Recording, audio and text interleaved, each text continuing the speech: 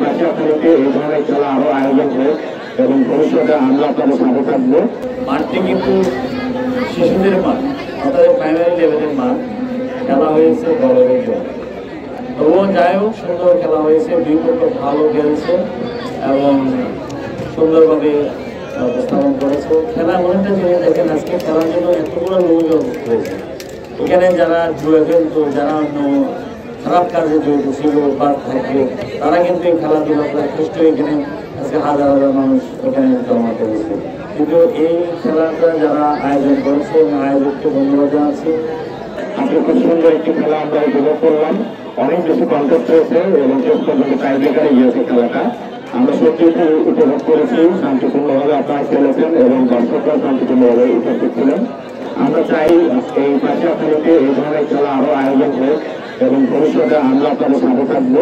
এবং বর্তমানে যেহেতু আমি প্রশাসক হিসেবে দায়িত্বপ্রাপ্ত অবস্থায় আছি পাশাপাশি ইউনিয়নের, আমাদের ইচ্ছা আছে এই মাঠটার সংস্কার কাজ আমরা করবো এবং এই সামনের যে রাস্তাটা সেগুলো সংস্কার কাজ আমরা করবো। অলরেডি আমরা প্রস্তাবনা দিয়েছি এবং সেগুলো উচ্চ পর্যায় থেকে পাশ হলে আমরা কাজে হাত দেবো, যাতে এই মাঠটা ফুটবলের ট্রেনিং হোক কিংবা প্র্যাকটিস হোক সেটার জন্য যাতে রেগুলার ব্যবহার করতে পারে।